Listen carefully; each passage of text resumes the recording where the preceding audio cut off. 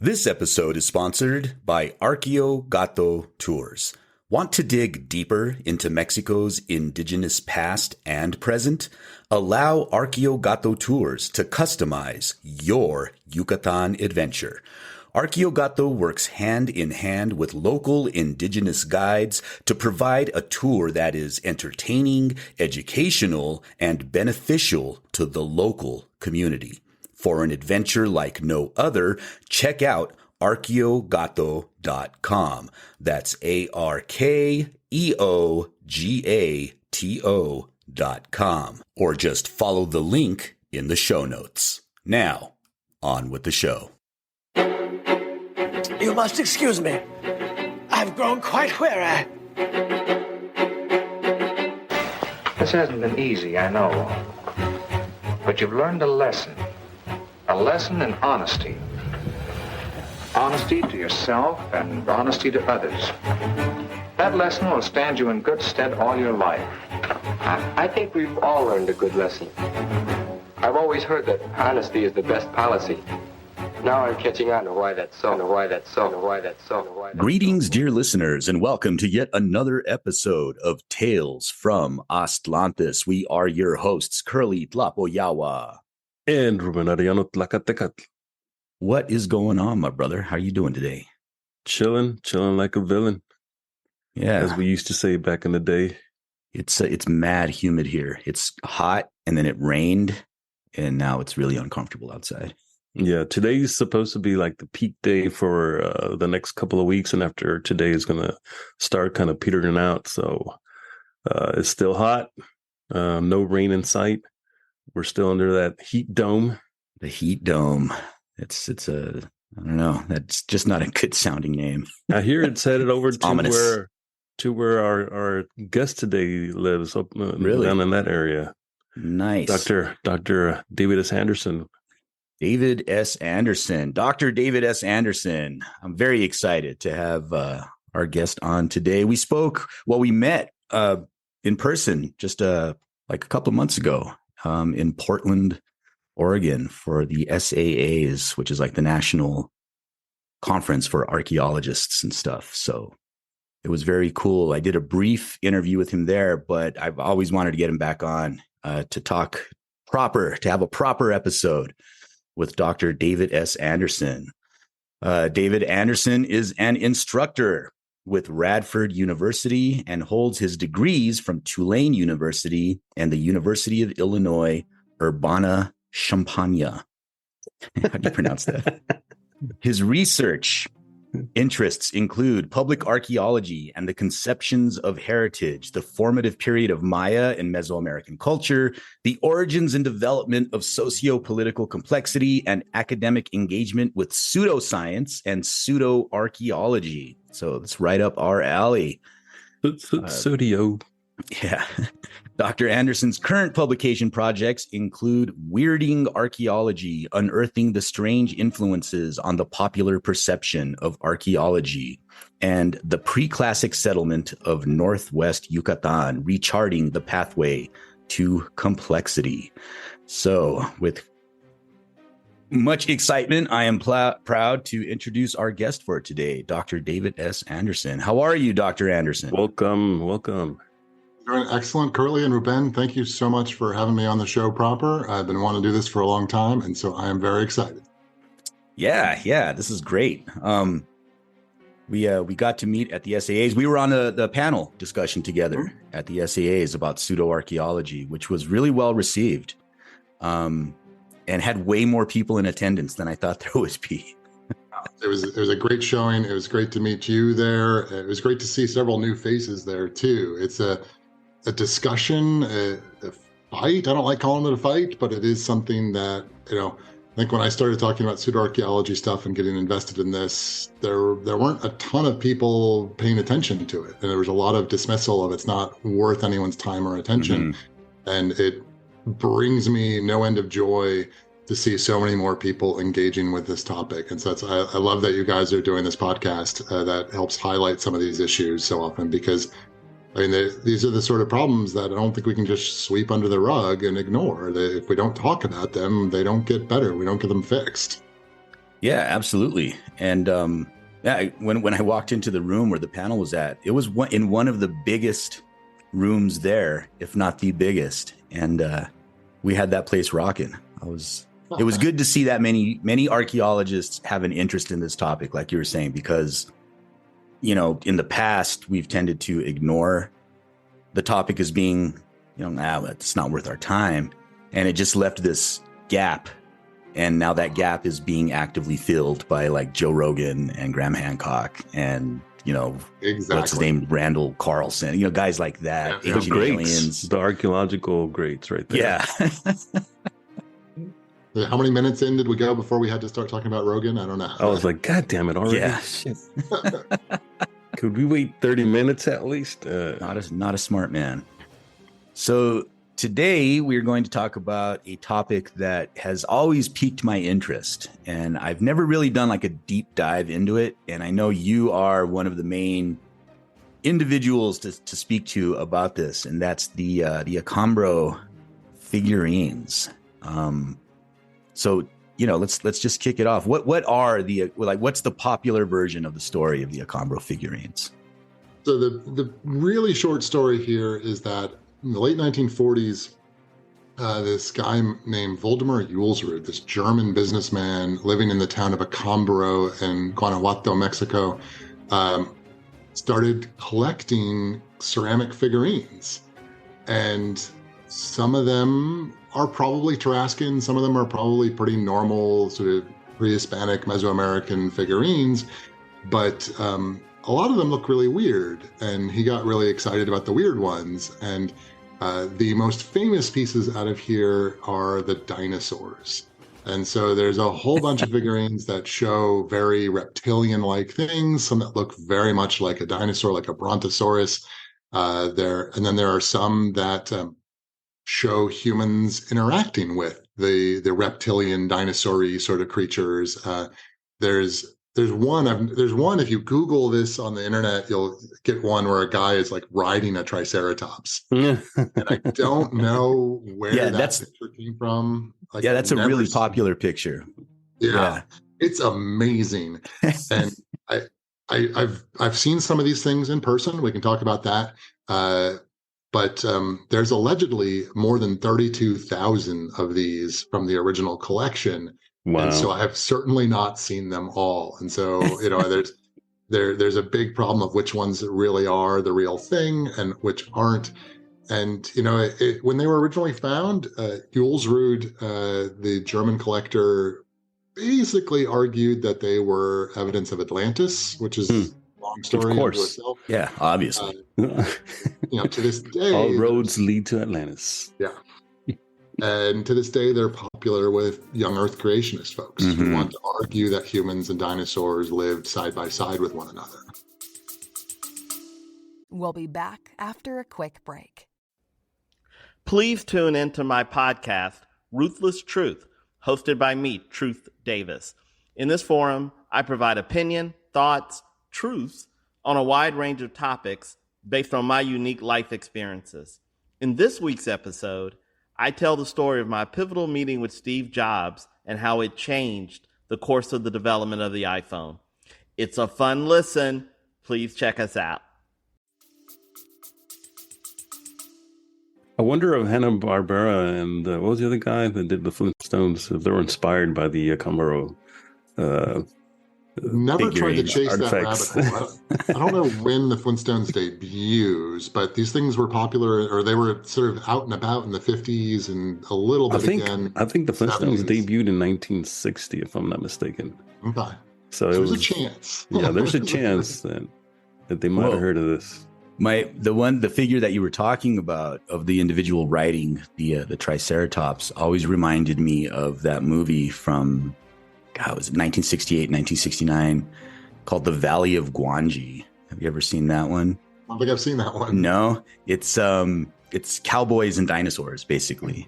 It's these cowboys encounter dinosaurs and wind up riding the Triceratops. So I wonder if the makers of The Valley of Guanji were inspired by there's a figure. Fabulous in 1952. One of the reasons this story got picked up in the United States was there was an article published in Fate magazine, and it got to be the cover story for that issue of Fate magazine. And that also has these sort of like group of people in leopard skinny sort of outfits riding a triceratops too. And it's Nice. a fabulous image unto itself. And so I'm sure that it's, all of these ideas have been circling around for a while. Yeah, So did please you tell say me you own that. Faith, like in Fate. Oh, Fate. Yeah. I was like, Yeah. Faith magazine. Fate magazine is a well that I've only like partially jumped down. I need to spend a lot more time with one of these days. It debuts, I think, in 1948, might be 1947, but it is basically an organ to popularize UFOs. Okay, got it. Starts publishing a whole bunch of paranormal stuff, and it starts to publish a lot of pseudoarchaeology stuff right away in the first issue of the magazine. Thanks, Fate magazine. Mm-hmm. So basically the equivalent of clickbait. Yeah, it is like, they had incredible cover illustrations through the 50s and 60s, and for some reason dropped those in the 70s, but it is some wild, like, late era Pulp Fiction style illustrations with a lot of pseudo science and pseudoarchaeology and UFOs sort of like dashed in the mix. That's funny. That reminds me of like in the 1980s when I would go rent movies at the video store, and the boxes always had this amazing art, right? Right. And it seemed like they spent all of the money on the artwork for the movie, like Deathstalker or Beastmaster or something. They had these amazing images, and you're like, "Holy shit, this movie's going to be amazing!" And then you rent it. Grabs it's like, you. Yeah. like, wow, this movie was made for like $50, and it looks nothing like. So it's similar in that Fate magazine sold you this, fantastical imagery, and then they were just selling you a bill of goods because it was all nonsense. I love the advertisements. I've got some PDFs of old issues, and there's all sorts of advertisements for New Age spiritualism and ancient mysteries that will cure your toe warts or whatever else you've got going on. Right. Do you own the issue with the Acambaro figurines? I don't have a physical copy now. I've looked for. I haven't gone out of my way to try to find them. They don't show up at the I go to comic book conventions whenever I can because I love that stuff, and I've never seen them there, which surprises me a little bit. But I guess I have to find the right venue for where they're actually selling them. You can find them on eBay, but I don't trust the condition of old magazines on eBay without wanting to see it. Yeah. So back to Waldemar, how do you say his name? Julsrud? Waldemar Julsrud. Julsrud. I poked around on the internet, and it seems like he was a businessman, although on the young earth creationist sites, they identify him as a legitimate archaeologist, and they leave out that he was a shopkeeper. So what was going on there? Yeah, he was, as far as I understand, from an article written by a friend of his, in essence. He was born in Germany. I don't know what brought him to Mexico in particular, but he owned a local hardware shop and lived in Acambaro for at least 20, 25 years, sort of a good chunk of his life. He is described as having a university degree. This is one of the defenses that's put out, that he wouldn't have fallen for a hoax because he has a university education. But okay, I have never seen him make any claims, or anyone around him claim for him to have any archaeological training. In fact, he's usually upset that archaeologists won't come and look at his findings or are dismissing his findings. And so I don't think he had any personal training that I'm aware of, but not that I've ever heard. I mean, did he have advanced training in archaeology? I mean, just having a bachelor's doesn't mean that you're an expert in anything, right? Like, you have to have at least a master's to or some solid field work under your belt. Yeah, some field work. I mean, I think that's one of the biggest confusions and misconceptions that the public has when they read and listen to these folks that present themselves as experts in the field. It's like, if you do some research and you dig into their background, you realize that they just maybe took a class in college, and now all of a sudden they're experts in the field. Like, it takes a little more than that. It takes some expertise, some field work, and being, like in my case as a historian, being in the archives and digging through records to really consider yourself a professional historian. But hey, what do I know? I'm just an egghead, right? Well, speaking of actual experts, Charles DePeso, who was an archaeologist from Arizona, I believe, looked at the Acambaro figures at one point, right? He actually got sent down by the Amerindt Association or Foundation. I think it's Foundation. A foundation to check it out. Because in essence, the Julsrud started collecting these things sometime in the mid to late 40s, and he got some friendly journalistic coverage in Mexico, and then some articles in LA as well, in one of the newspapers in Los Angeles. And then I'm not sure, the Fate magazine article that I mentioned comes out in 1952, that then you're getting national coverage in the United States at least.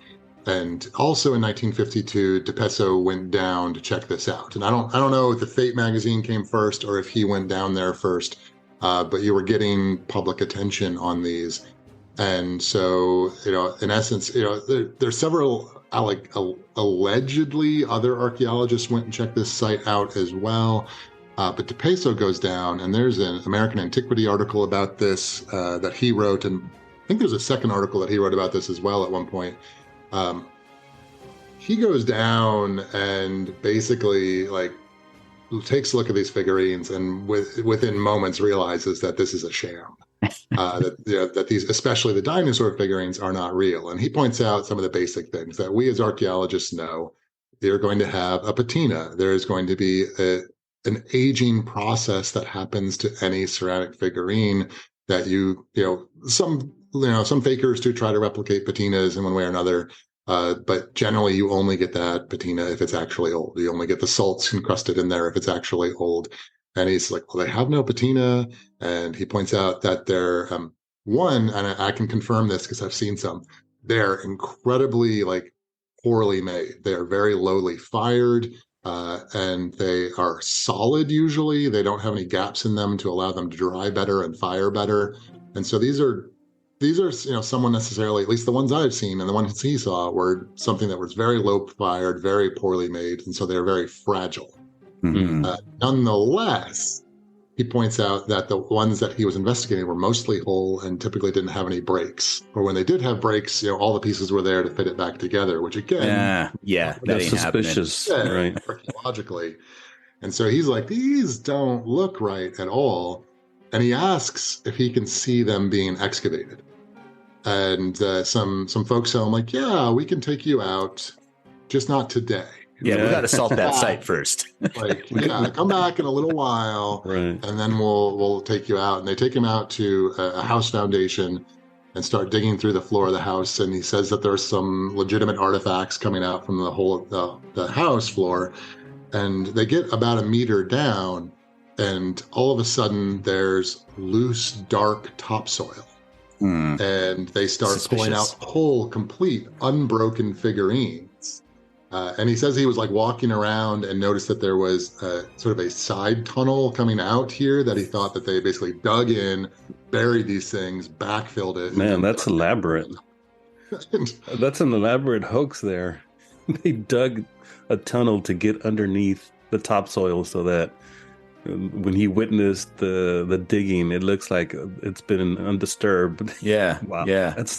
You have to give it to them. I mean, at least they knew that much, right? They need to do that much. Well, this sounds eerily similar to the story of Cuauhtémoc's alleged bones. I was thinking that same thing right now. I was like, I didn't want to bring it up because it'll sidetrack us, but I was thinking the same thing.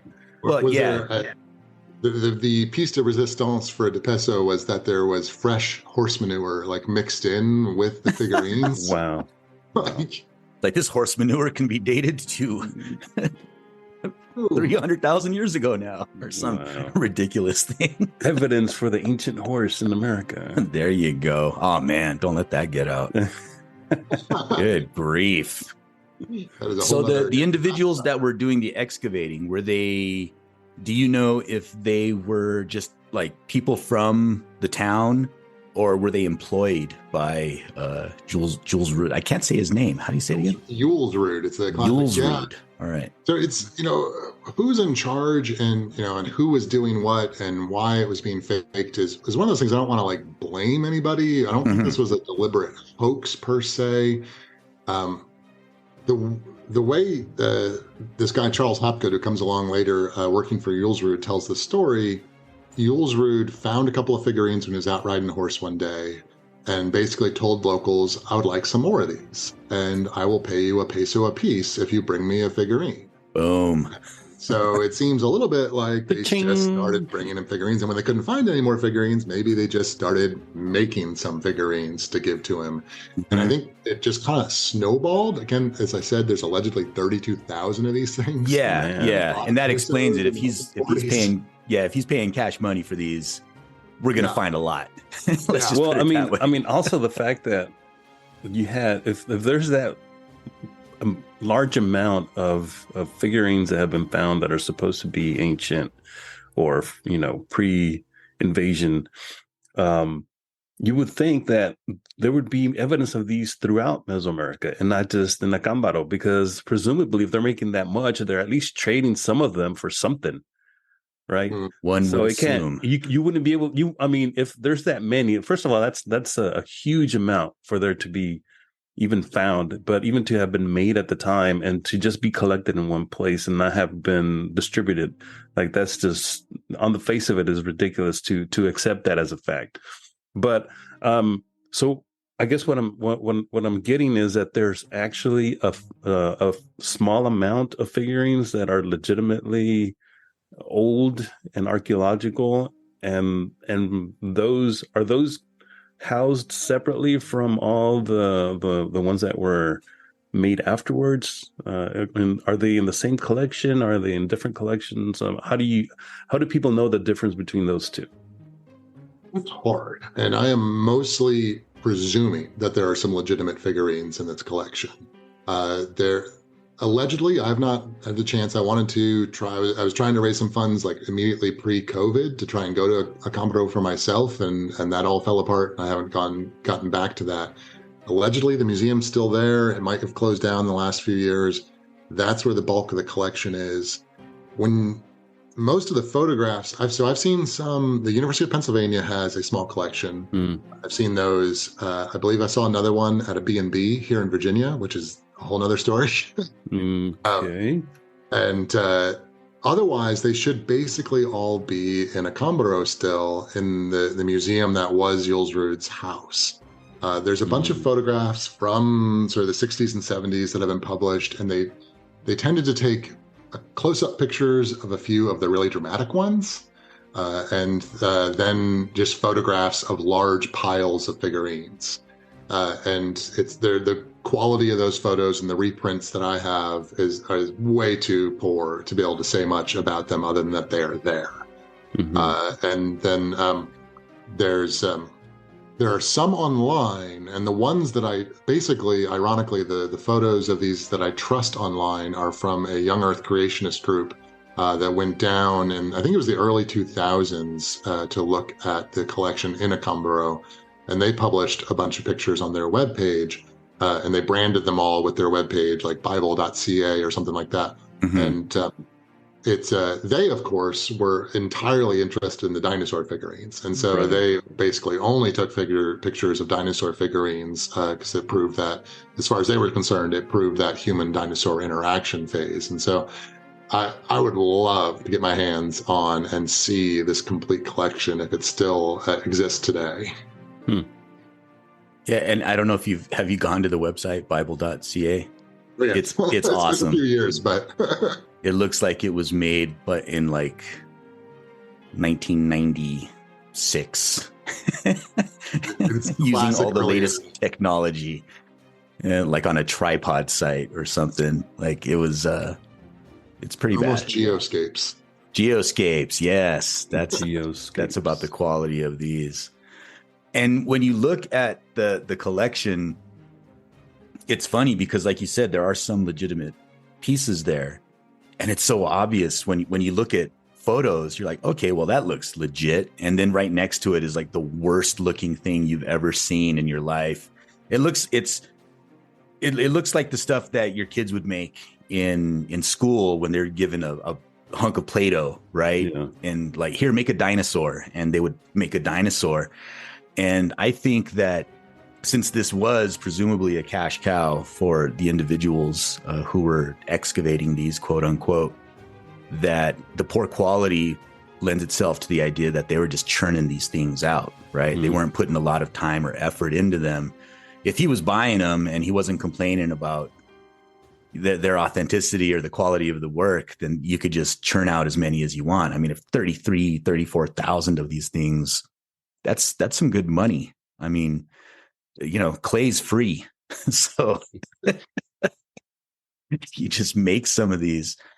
It's so I found a headline from 1952 Los Angeles Times, and dig this headline. This is great. Mexico finds give hint of lost world. Dinosaur statues point to men who lived in age of reptiles. That's a great, highly sensationalistic, but nonetheless, attention grabbing headline. Shame on you, Los Angeles Times. What was the name of that movie that came out back in, I think, the 50s, where people go back in time and they get lost in the dinosaur world? Was it a show? Was it a show or a movie? I'm trying to remember what it was. I think it was called the one with the slee stacks. Was it called The Lost World? We'll be back after a quick break. This episode of Tales from Astlantis is brought to you by Astlantis Premium. Don't you just hate having your favorite podcast interrupted by ads like this? Well, dear listener, you're in luck. Because starting at just $3 a month, you can support independent Chicano media and receive ad-free episodes, premium episodes, bonus content, and access to our Discord server. Just visit talesfromastlantis.com and click Go Premium, or follow the link in the show notes. And now, on with the show. There's an Arthur Conan Doyle book called The Lost World, where people find a relic population of dinosaurs in the Amazon. Okay, maybe that's what I'm thinking about. And it Or you got thinking turned Land into of the at least Lost? one movie. Land of the Lost. That's what it is. Land of the Lost. Yeah. Now, and these figurines later on in the 50s get compared specifically to Conan Doyle's Lost World. Okay. And one of the suggestions is that, and maybe it wasn't, maybe there's a little bit more time gap going on here, but that this would be a relic population of dinosaurs that lived much longer than other populations of dinosaurs. Would you call these people archaeological? Well, maybe not archaeological, but stakeholders. I know you've written about this, I believe, where you, in a paper that you wrote, I think it's called Archaeological Positivism and Cultural Plurality. Is that your paper? Oh. And you cite Rick Savage and that show that he had, American Digger, and then you quote him and you kind of draw the parallel and the irony of people like him who are doing what they do for a living, and then his comment about how, it's almost the same thing for, academic professional archaeologists who are seeking tenure. So would you say that there's a parallel with that going on here in terms absolutely. of what these people are doing? Savage said, because he had a very short-lived TV show where they were digging up artifacts and selling them. Yeah. And in essence, at one point, I think it was in an interview or maybe it was in the show, he said that he needs this because it's how he makes money and puts food on his table. And he said the academics don't need it. They're just going to publish another paper. And I think, especially for me, as I was a younger academic at that point and looking for a job, and I was like, hell yeah, I want to publish a paper, because if I don't publish a paper, I don't get to put food on my table either, because that's how I get my job as an academic. That's how I keep my job as an academic, is publishing papers. And I think there's some similarity going on here, certainly for the residents of Acambaro, whoever it was who was making these things. You got a strange foreigner running shop in town, says he'll give you $1 a piece for a figurine. I'm gonna make some figurines. I think it's completely understandable that if there's an easy way to make money, that someone's going to do that. And that's Mexican resourcefulness right there. That's just being industrious. And you see that the same kind of thing today with the tour guides. You know, a lot of these tour guides will feed into the esoteric New Age nonsense that tourists ask when they take them to Teocalli or a temple or the pseudo history as well. Yeah, and pseudo history. They'll kind of feed into that. They'll play into it because that's what the tourists want to hear, right? If they're excited about it, they'll be like, "Oh yeah, and you know, are there any connections between these people in Atlantis?" And hey, a Mexican tour guide's gonna be like, "Sure, yes, yeah." And just, you know, give me a good tip at the end, and I'll tell you whatever you want to hear. Exactly. And I've known, you know, I've encountered people. I haven't known them, but you know, I'll get messages online from individuals who've been on tours that'll try to argue with me by saying, you know, well, I was at such and such spot, and the tour guide told me that they were this, and I'm like, well, of course he did. Like, well, come on. The tour guide said that should be on a t-shirt. The tour guide told me Atlantis is real.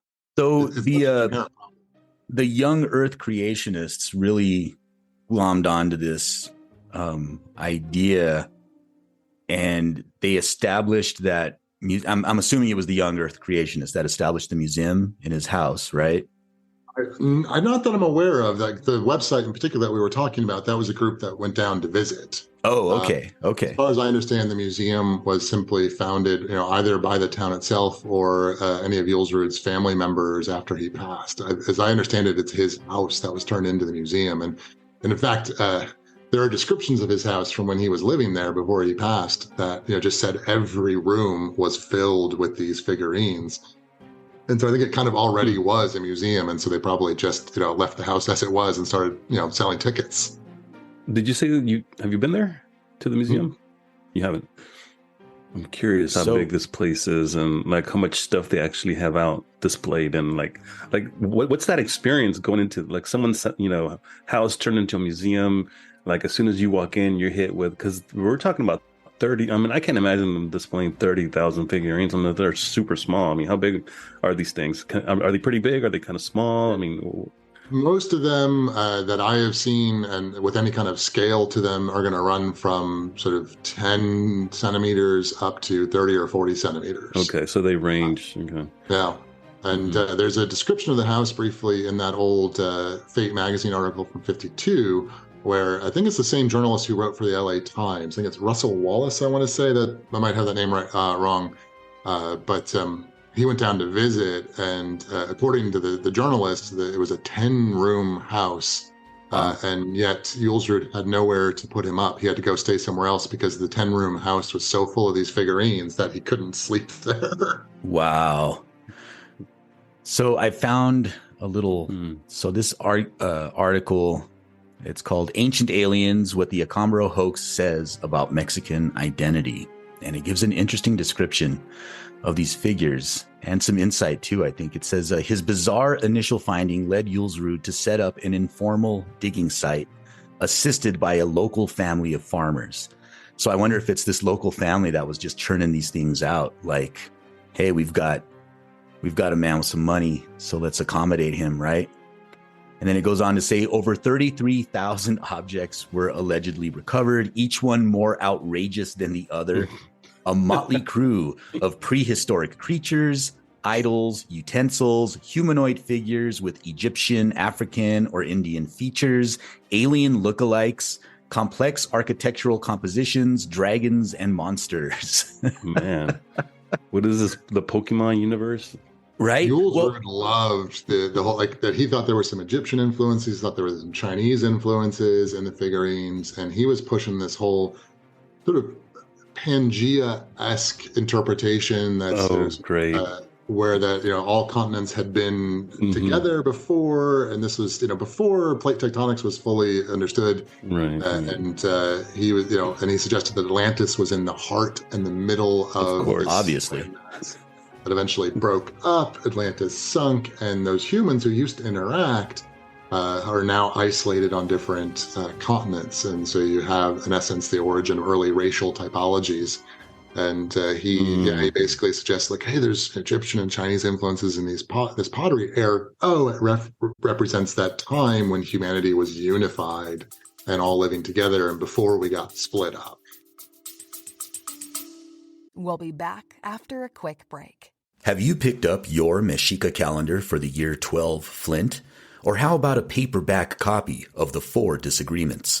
Just visit talesfromastlantis.com for all the latest merchandise and show some love for your favorite podcast. That's talesfromastlantis.com for all the latest merchandise. Now, back to the show.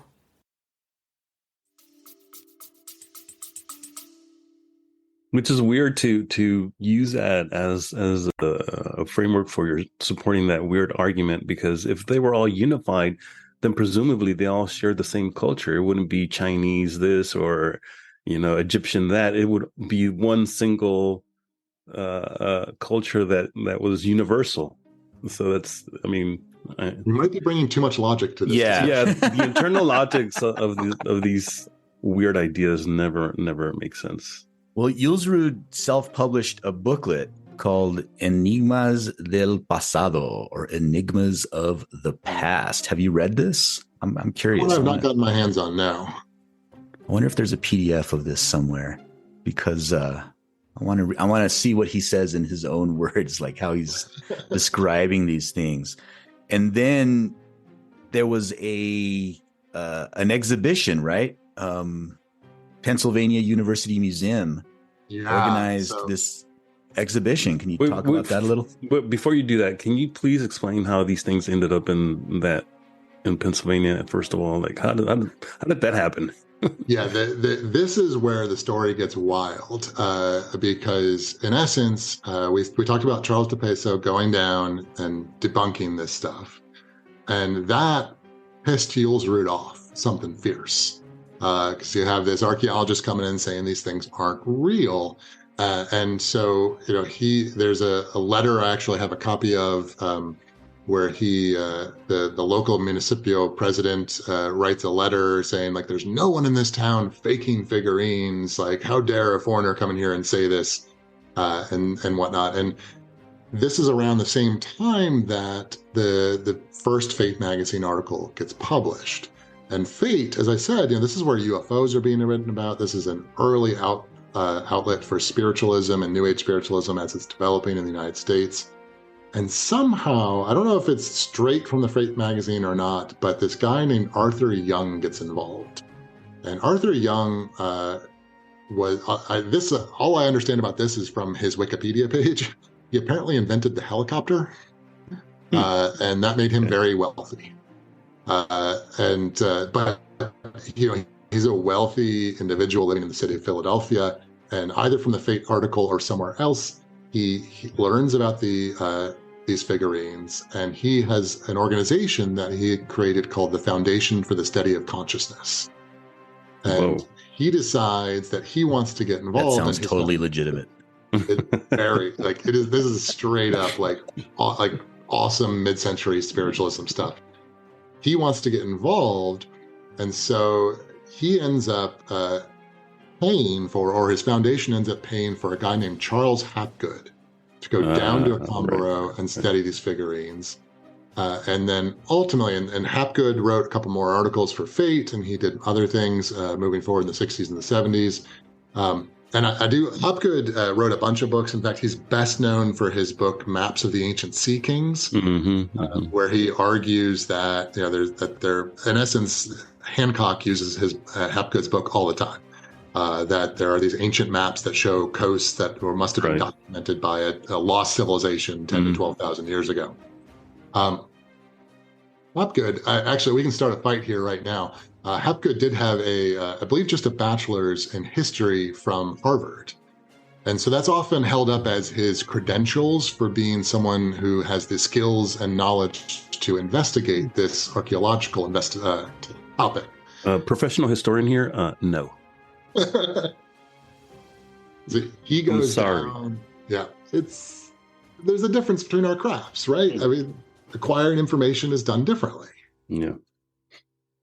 But Hopgood goes down. He runs some excavations and tries to confirm the results. And Hopgood's all in. He writes a couple of articles and papers on the subject as well. And he's convinced he doesn't believe the Atlantis connection that Julsrud is pushing, but he's the one who really pushes this. Like, they're old, but not that old, and they're this relic population of dinosaurs, and like the Lost World. In the meantime, he keeps pushing this stuff. Like Julsrud and Hopgood keep pushing this stuff, and Arthur Young and the Foundation for Consciousness keep pushing this stuff. And Young, I presume, although I'm not certain, was donating money to the University of Pennsylvania Museum of Archaeology and Anthropology. And museums, to this day, are very beholden to their donors. And they ultimately, there's a series of correspondence that I've seen. I got to go to I went up to visit the museum and look at their collection of these artifacts, and they have an archive with the correspondence between all the people setting up this show. And by I think it's the mid 50s, like 55, 56, or 54, 55, the museum ends up putting on a show of Acambaro figurines. And they agree to do it, in essence, only if they can present them as controversial. And they collect a bunch of clippings from comic books and other things being sold in Mexico at the time. And they basically argue that dragons and dinosaur-esque figurines could have been inspired by people looking at, they had an inspiration to turn to imagine these creatures. And so you actually get, an Ivy League American university displaying these things, which gives them, they do so in this, like, maybe they're not real sort of way, but it ends up giving the whole subject a lot of legitimacy that it still carries for some people to this day. Yeah, yeah. Well, we're not saying these are real, but here they are. You decide. Yeah, and even the name of the exhibit, right, frames it as a question worthy of being explored. It was called Genuine Ancient or Comic Book Art? ? And we love the question mark, right? It's the trick that the ancient alien folks exploit all the time. Like, we're just asking if it's real or not. And lo and behold, people walk away from those conversations thinking that it's real. Yeah, it's rough. And so this guy, what was his first name? Young?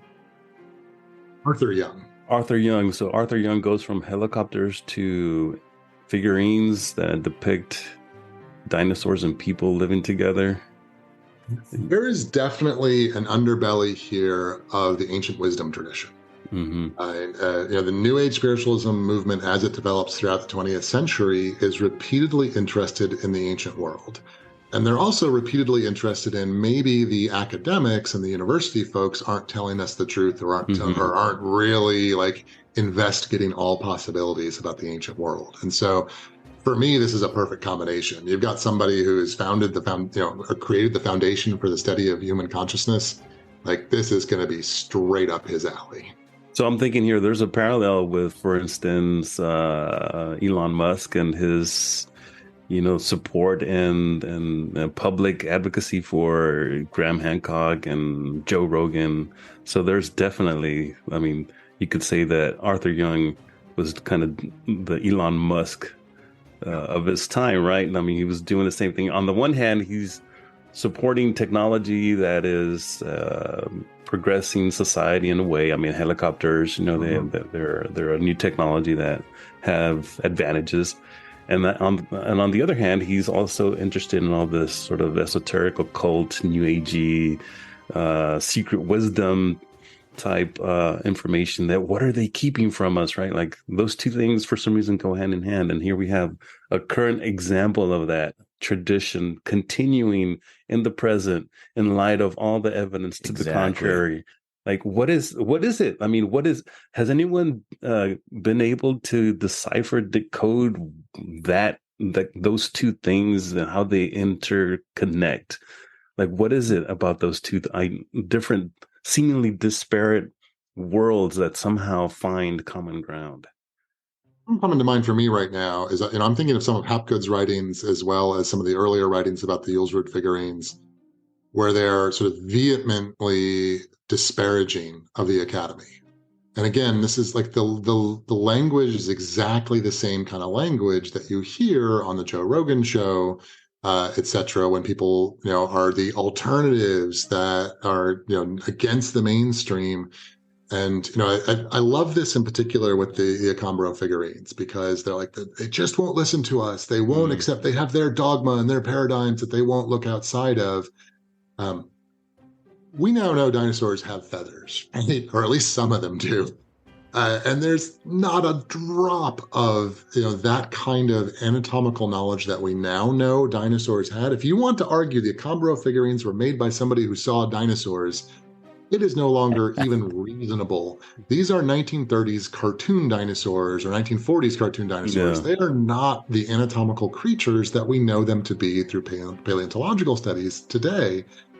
And yet you get all the same vehement language, right? Like the academics just won't listen to us. Mm-hmm. And I think there's, and this is something that, like, so often I talk to people about pseudoarchaeology, and they're like, the people who like that stuff are dumb, or they're idiots, or they just don't understand. Like, now, this is a powerful message. To be an outsider fighting for justice or fighting for truth is a powerful position to put yourself in. And that is something that is going to draw people in over and over and over again. And I think it's one that we in the present need to understand that, I see a lot of people responding to pseudoarchaeology claims, like Hancock's already in there, like responding to Hancock with facts. Like, well, he gets his facts wrong. Here are the correct facts. That's not going to change anybody's mind. There's a mindset and a worldview and a desire to be an outsider fighting the system going on here that is independent of the facts of the case. And we've got to talk about worldviews. Like, I'm the establishment now, right? I fought long and hard to get here. Now I'm a tenured professor, and I'm like, I guess I am big bad now. I don't know. But it makes sense that you're a shill for big archaeology. You're part of the deep archaeological state.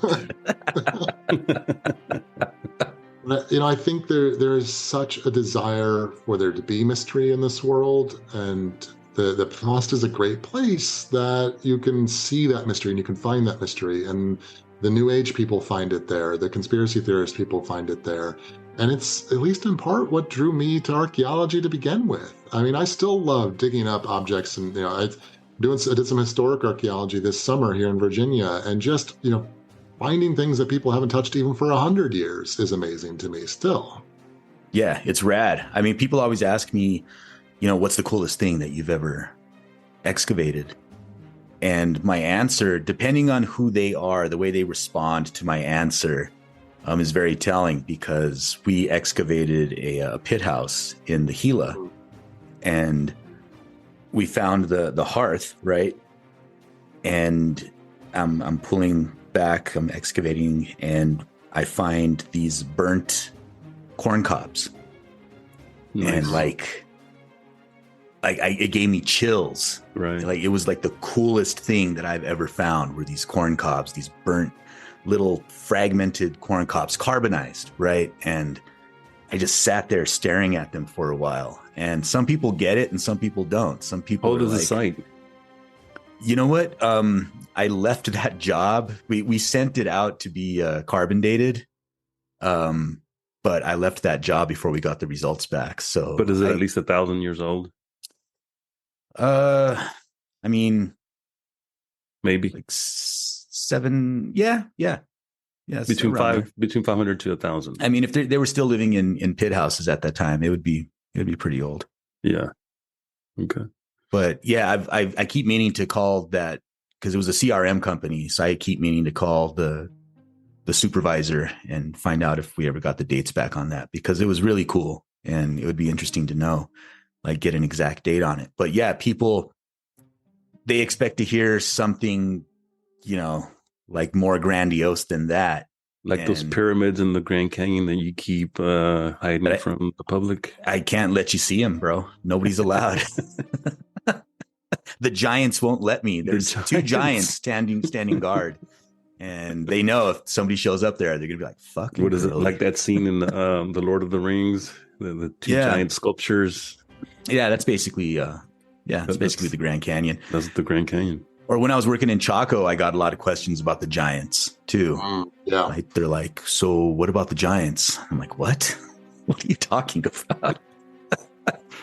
Well, speaking of the figures and weird, you were talking about the anatomy, the anatomical correctness of what dinosaurs would be. There's one figure completely anatomically incorrect, but I love it. And it's the one it's like a human figure, like dry humping a stegosaur, it looks like. There are some embraces. There are multiple that show humans like hugging the dinosaurs, or it's We'll be back after a quick break. Please tune into my podcast, Ruthless Truth, hosted by me, Truth Davis. In this forum, I provide opinion, thoughts, truths on a wide range of topics based on my unique life experiences. In this week's episode, I tell the story of my pivotal meeting with Steve Jobs and how it changed the course of the development of the iPhone. It's a fun listen. Please check us out. But what I love is the human is larger than the stegosaur. And they got their arms wrapped around it and their head turned to the side. And it actually reminds me of the scene from Jurassic Park where the paleontologist puts his head to the side of the sick, what is it, a triceratops, I think, and feels it as it breathes. That's I wonder if Steven Spielberg saw this figure and was like, "That's going in the movie." Yeah, I could refer to those as showing loving relationships. Well, obviously. I wonder if these loving relationships resulted in the reptilian race that there you go secretly rules humanity. Crack the case. You heard it here, folks. It's all connected. The reptilian case. I wonder if somebody's claimed that. I'm sure somebody has. I feel like I have to circle around here because we've been talking about this for a good while here, right? And this is a funny, weird story. These random dinosaur figurines, and the first time I ever actually saw one of these in person, before I went and got to see the collection at the Penn, I mentioned was at a B&B in Virginia. Wild. And this was the best moment of the weirdness of my life, I feel like, because my wife and I went to this B&B for our anniversary. And we just, had a nice weekend, and we're checking out. And just as we're checking out of the B&B, somehow or another, it came up that I did archaeological work in Mexico. And the owner of the B&B was like, "Oh my gosh, I've got to show you this figurine. I have a Mexican figurine."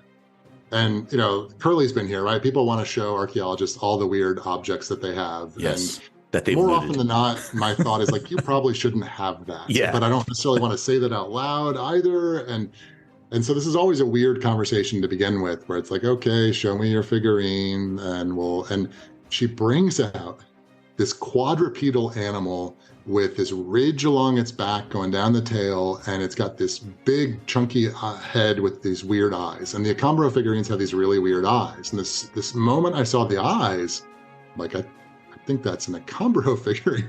And I picked it up and hold it. I'm like, it's very poorly made. It is solid. It is not hollow. It's very low fired.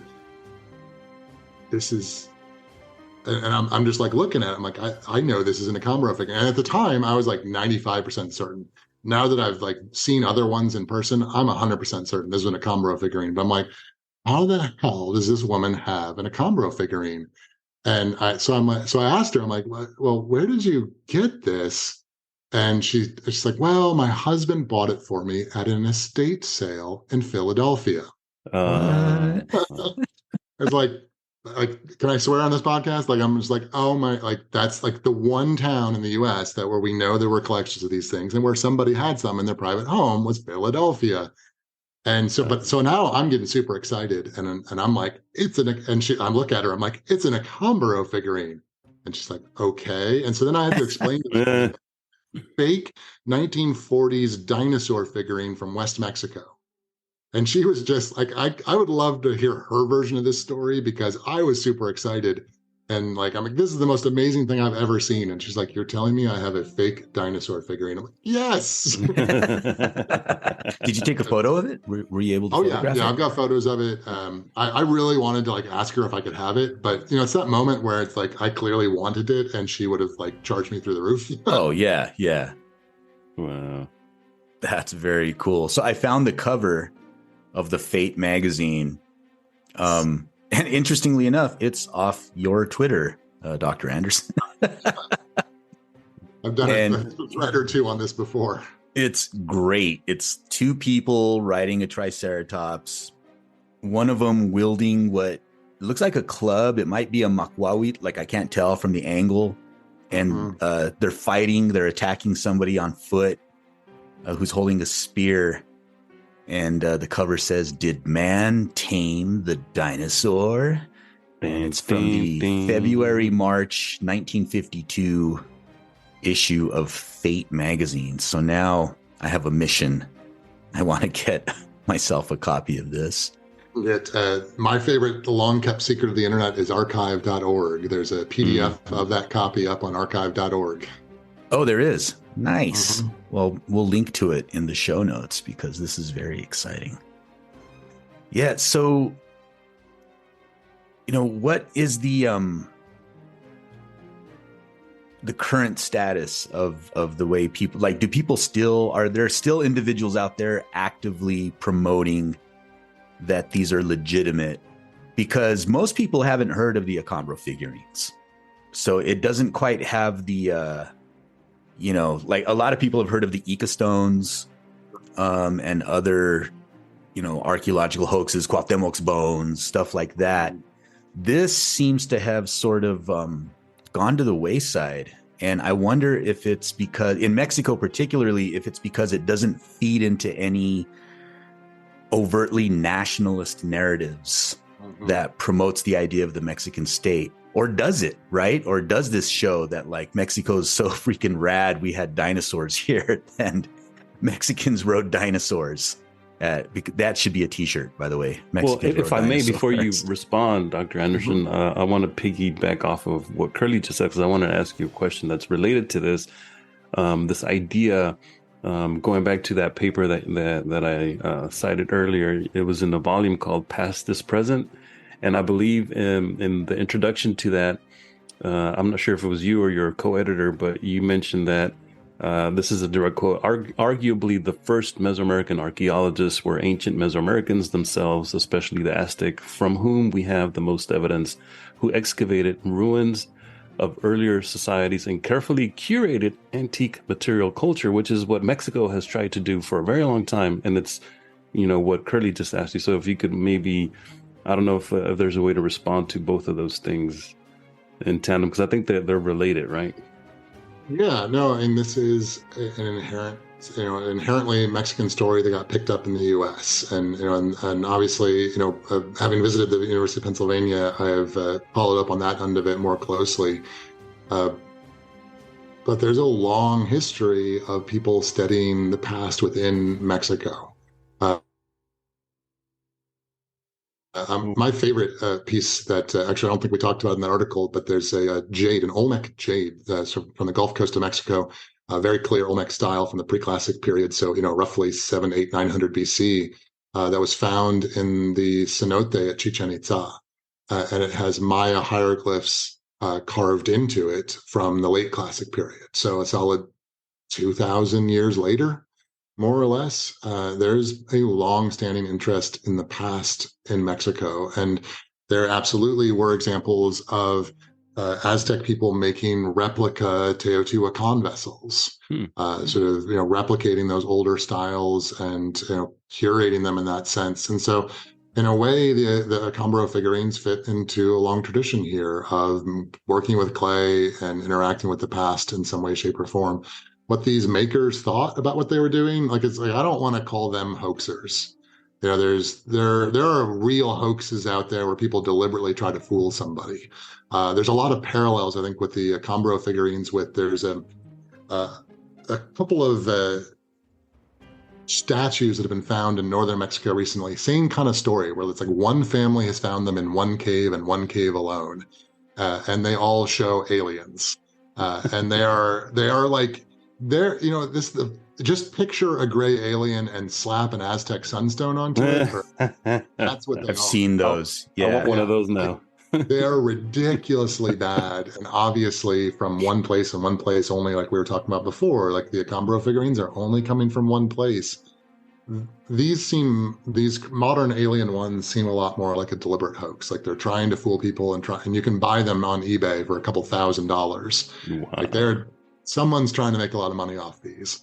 The Acambaro figurines, I think, are a lot simpler in that I don't like thinking about them as a hoax because they feel a lot more to me like, hey, that business guy in town said he would give me a peso for every piece of clay that I brought him. He didn't ask for them to be dinosaurs. He didn't ask for them to be anything. He just said, bring me figurines. And so he started bringing them figurines. I don't even know if the makers of these figurines thought they were making old stuff. Like and that's where like the scene when DePeso goes down there is very awkward. And I wonder sort of what was going on in the minds of everybody involved, because I think it reeks to me of people who got in over their neck, right? Where they're like, oh wait, now this weird American archaeologist thinks that we're really digging these things up. We've got to do something about it now. And it just kind of reeks of not deliberate planning, but of last minute like shenanigans. Yeah, well, I'm going to put forward my own hypothesis here. So a lot of the Acambaro figurines, the dinosaur ones, bear striking resemblance in my mind to alebrijes. Like a lot of them really look like that style, the super long necks and the weird figures, and the way that alebrijes are made. Alebrijes were created in like the late 30s, right? Yeah, it's a brand new recent phenomenon. It's not ancient or old. I wonder if these farmers had seen alebrijes and were just trying to make, like, we're going to make this guy clay alebrijes. And then people look at him and they're like, Atlantis. But they would have painted them if that was the case, don't you think? Because alebrijes are usually painted. They could have, but if they were mass producing them, if you were just churning them out, you wouldn't have, and they were poorly fired. Like if you would have fired them correctly, they would have been slipped. Are any of the Acambaro figures slipped? None that I have seen, and they certainly don't look like it in the photos. So, I mean, I'm just spitballing here, but to me, they kind of look like alebrijes. That'd be funny if there was a connection where these folks were just like, have you seen this? Hey, let's make something that looks like this. And then from that, people like, holy That's shit. That's the funny thing. I feel like I am almost, it's not just me, because these get talked about as the dinosaur figurines as all the time, but it's almost a misrepresentation. Like a whole bunch of these things are wildly fantastical. A bunch of them are, clear, have two legs or these crazy long necks or, huge mouths. Like a whole bunch of them are not even remotely anatomically correct to anything at all. They're just straight up fantasy and fun. And, it's the sort of thing like if you saw a local artisan just making weird, fun figurines that you would pick up and buy. Yeah. So I think to Curly was asking about like who, is interested in these nowadays.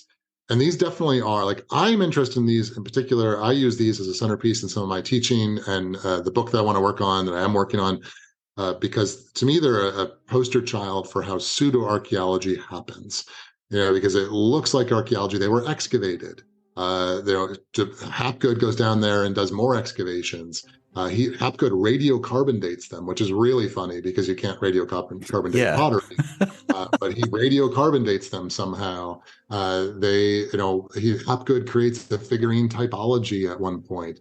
They go on display at the museum that we talked about. Like if you don't know much about archaeology or ancient Mexico, it's not too hard for these things, if we leave out the dinosaurs for a second, it's not too hard for these things to look legitimate, because they've got all of these sort of steps around it. So much of pseudoarchaeology is about a performance. It's about, looking like you know what you're doing without necessarily having any clue what you're doing at all. And so to me, these become a real poster child for how pseudoarchaeology operates and comes about and formulates. But they are still, they pop up like with a low frequency, but they pop up with the young Earth creationists. They pop up every once in a while. There's people even sort of outside of young Earth creationists. There's sort of a dinosaur truther crowd out there that want dinosaurs to live more recently. And so they show up. I've seen a few web articles about them there that way. And my favorite, I was just double checking the publication date. I have a reprint of some of Hapgood's stuff.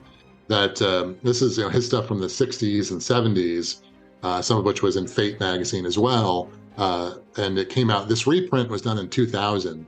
But what I love about this reprint is that it's got like more than half of this is not Hapgood's writings, but about half of this are articles by David Hatcher Childress, who is one of the main talking heads on Ancient Aliens. Oh, man. Yeah. And this, so he at least, put this out in 2000 where he did this heavily not revised version, because he doesn't revise Hapgood's material, but, it's about, he uses Hapgood's materials as a platform for his own articles. And Childress wrote his own chapters in here of, did dinosaurs survive until recently? And the reality of dragons by David Hatcher Childress. Like he's, this is the same kind of stuff where people, Childress and others keep pushing, where the more fantastical, the more weird, the more wild it is, it must be true because the academics aren't talking about it. Well, Right. Speaking of fantastical images, Curly just shared one with us, and I'm curious as to what we're looking at here. Can someone describe this for us? What's going on in this picture? I'll let Dr. Anderson, being the foremost expert, Dr. Anderson. describe what we're. We definitely have a creature with fins of sort and a couple of fangs. It looks a lot like maybe a Loch Ness monster-y sort of thing, except it has one tail instead of two back feet or a long tail. It's and then there are two people that are riding it, and the one in front has got a nice big smile on his face. So clearly it's enjoyable to ride the fanged snarglepuss there.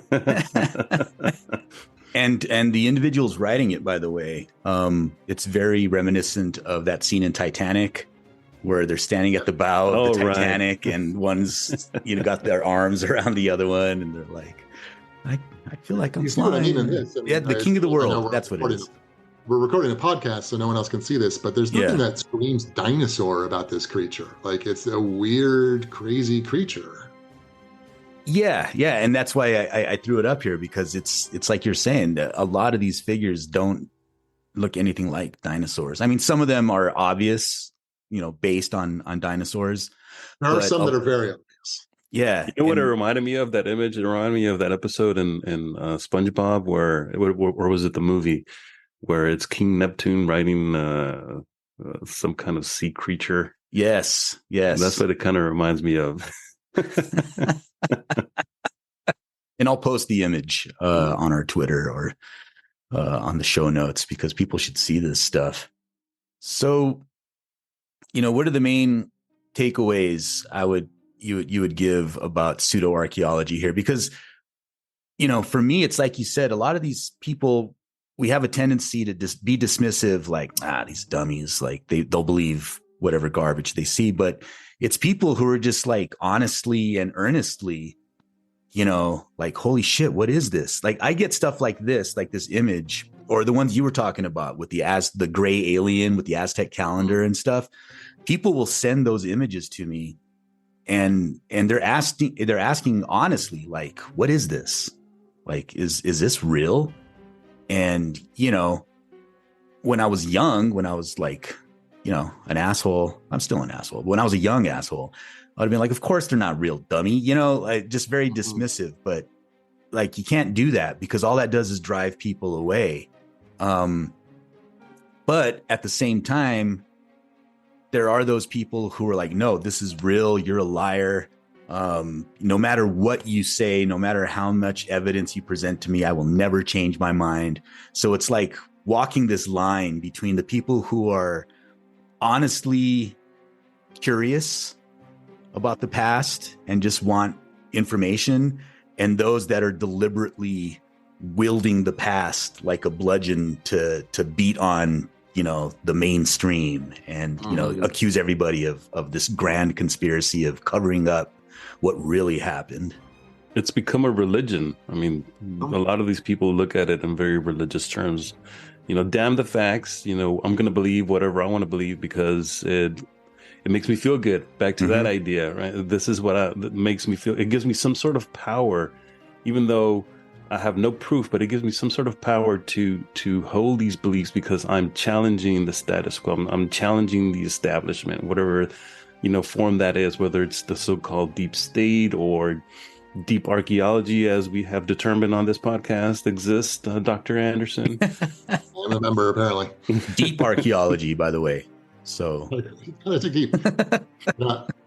I think especially when we're talking about sort of controversial subjects yet to be confirmed. Like, people bug me about aliens all the time. I rag on Ancient Aliens. Ancient Aliens is bunk. It's a problematically horrible show. And I say that, and people tell me, like, well, how dare you say aliens aren't real? Like, that's not what I said. I said the Ancient Aliens show is bunk. I would love it if aliens existed somewhere in this world. And I think when you're looking for confirmation of that new idea, do aliens exist? Could dinosaurs have survived more recently? You have to beware the evidence that is too perfect, that looks too good, that is like, that's exactly what I was hoping to see, or exactly what I was expecting to see, because that's when someone's feeding off of our preconceptions. Like, I cannot wait for the day that we encounter extraterrestrial life, because it's going to be an amazing day, and all of our sci-fi is going to have to change. Because all of our preconceptions are going to be wrong, because whatever alien life looks like, it's going to be radically different from all these fun stories that we've been telling ourselves for the last 100 years. And it's kind of the same thing with the dinosaurs, right? Like, now that we've learned more about dinosaurs, we know even more so that these Acambaro figurines don't actually look like what we know dinosaurs to look like. They were feeding off of people's preconceptions and what people expected to see. If you find yourself on the internet and all of a sudden stumble across something, you're like, that's exactly what I was hoping to see. That's the moment that the alarm bells should go off in your head and say, like, wait a second, what is this? Who made it? Where did it come from? And, as we're going to increasingly have to discuss, is it AI? Because that's coming along hard and fast. Well, I don't know if you've seen the great documentary film from 1985, Baby: Secret of the Lost Legend, about the dinosaur, the baby dinosaur in Africa. You haven't seen it? Oh, no. It's so good. It's like claymation, and it's based on an actual like folk story. I forget what the dinosaur is called, but let me read you the description here. It's a paleontologist and her husband discover a mother and baby brontosaurus in Africa and try to protect them from a group of hunters intent on capturing the dinosaurs. So, this kind of stuff, it's not going to go away. And movies like this really, the fact that it was based on this folktale, right? I remember the first time I saw this movie, I was a kid, and I did like this deep dive into the research of what this actual thing was supposed to be and the people who went out, and it really piqued my interest. So it's fun, right? Stories like this are fun, but they're not always innocuous. There's like everything. I think Dr. Hoops is always, or it might even be you, Dr. Anderson, who's always saying, like, if you scratch pseudoarchaeology, like, racism is usually right there underneath the surface, and it leads to, in my opinion, it makes you more susceptible to even more outrageous ideas, and then even more outrageous ideas in this quest for hidden knowledge and hidden history. And then, before you know it, you're totally wrapped up in the pseudo history, pseudoarchaeology, and you're storming the Capitol on January 6th. There are very real overlaps in all of this stuff, and that's the scary part, And so there is no archaeologist on this earth who does not want to tell you about what they found. If someone's telling you that archaeologists are hiding information from you, that right is the giant red flag, right? Like, this is our job, to find things and tell you about them. And so it's Yeah, and when you start believing one lie, you start believing others, and it's a real problem. It snowballs. Well, going back to your comment about hopefully one day humans finally meet aliens, I think I'm more in line with what Stephen Hawking said on the matter when he said, how should we be we should be wary of answering back to aliens if we ever hear from them, because, like Native Americans meeting Columbus, that didn't turn out so well. So as an indigenous person or descendant of indigenous peoples, I'm kind of wary of ever meeting aliens, because it might not turn out so well for humans. Yeah, we probably don't carry the proper immune system anyway. Which is something that people that believe in this stuff don't even consider when they talk about the veracity and the quote unquote fact of aliens existing and visiting Earth. Like, have you even considered the ramifications of what it would be for an alien being coming from not just a different part of the world, we're talking about different world itself, to our world, what kind of contaminants they could bring that would be devastating, not just to humans, but to the ecology, to the environment, et cetera, et cetera. And it's like, sometimes I wonder if people even think through some of the ideas that they really believe. And it goes back to what we've said before, not just on this show, but on the podcast. It's comforting. And in this case, it's not even comfort colonialism. It's just comforting in general. This idea that because I believe it, it's very religiously minded. It makes me feel good inside. And so, and touching on what you just said about people believing weird things and things without fact, and once you accept one idea that is baseless, that is without merit, that is not founded on any kind of fact, then it's easier for you to accept those things moving forward. And one of the things that Richard Dawkins, I know that he's been a controversial figure over the years, but one of the things almost 10 years ago now that really stuck with me when that whole Bright movement was taking off back then, one of the things that he said, and he got a lot of pushback for it, was that there was a big overlap between people who are uberly religious and people who believe a lot of this nonsense. And people, went after him because, oh, how dare you're because you're an atheist, you're targeting people who are religious, and they missed the whole point. And now 10 years down the road, we're realizing that, yes, in fact, a lot of those people that believe a lot of this hokey stuff tend to be people who used to be or are still very, very religious. So it's all based on feeling good, and like you were saying, no matter what kind of facts we bring to the matter, it's not going to be enough.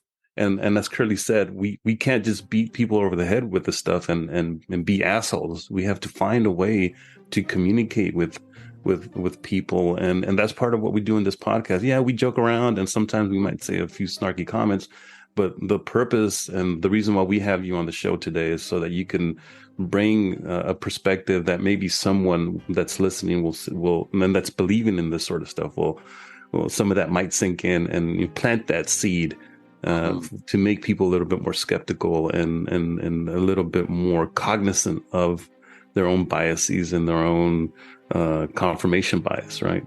So absolutely. Thank you for being on the show. Yeah, absolutely. And you have a class. Is it the Weirding Archaeology? Is that the name of the class? Yeah, I have a class called Weirding Archaeology that I teach every other year, and I just finished teaching it last semester, and it was great. And I have another class called Bigfoot Stole My UFO. And that class, in essence, the very short story in that class is it spawned of just the sort of things that we've been talking about, that there is so much overlap between these different odd beliefs or unusual things.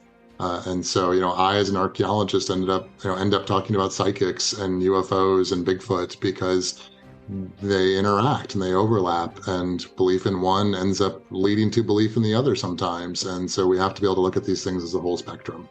Yeah, it's definitely a snowball effect, too, because they try to, what I've noticed is these individuals, when I'm observing their conversations, they try to out conspiracy each other. Like, yeah. It's almost like a contest. It's so they're like, we never landed on the moon, right? And then the next guy's like, oh, we landed on the moon.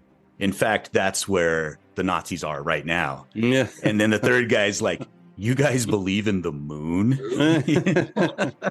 What a bunch of dopes. And just watching this play out, it's like, oh man, maybe I should you just believe throw in you're the towel. alive? Yeah. You believe that's air you're breathing? Dr. Anderson. Well, Dr. Anderson, thank you so much for being on the show. It was an illuminating conversation. I hope you have a great day. Pushing your mainstream big archaeology. Big archaeology. Yeah, my regards to everybody in the deep archaeology state. I will go back to writing my reports about the 5 iron nails that we found in one test pit this summer. Yeah, right. It's like you guys are hiding giants, and I'm like, okay, well, here's LA 15763 and the small lithic scatter that I found. But yes, like if you could get me to shut up about giants, if I ever found giants, it would be all over the place. So thank you very much for joining us. We hope you'll join us again. Are you on Twitter? How can people follow you? Yeah, best way to find me nowadays, until Elon crashes the site, is Twitter. We're DSA Archaeology. I've got a DSA Archaeology on Instagram and Mastodon as well, but Twitter is the place where I am most often. Remember, the truth is like medicine. It doesn't always taste good, but it's always good for you.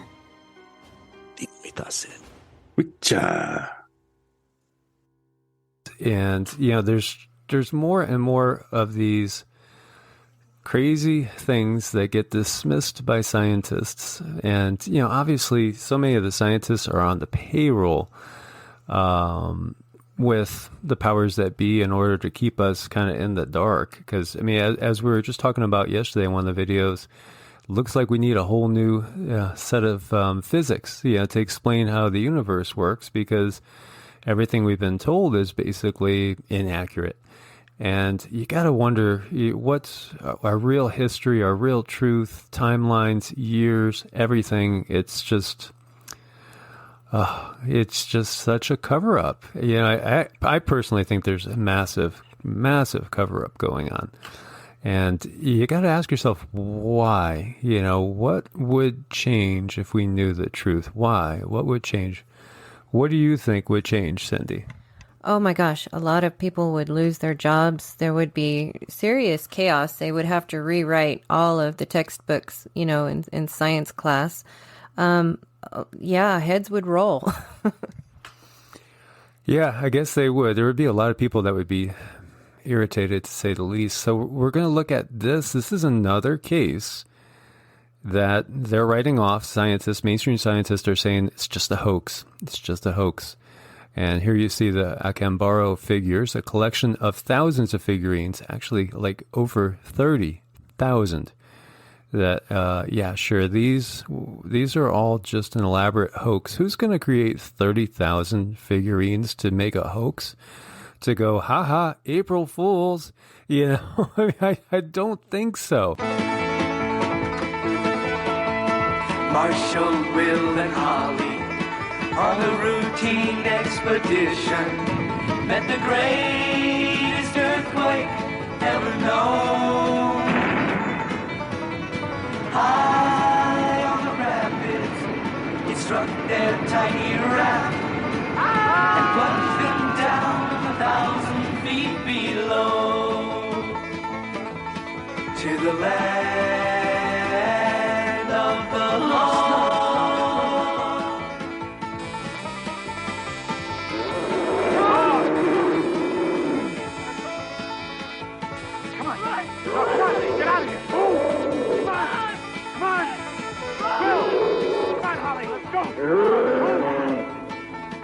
To the land of the lost.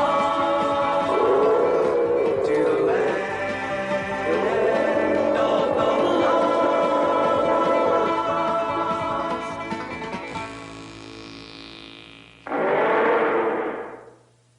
Thank you for listening to Tales from Atlantis, a project of the Chimali Institute of Mesoamerican Arts. If you enjoy the show, please consider becoming a Patreon supporter.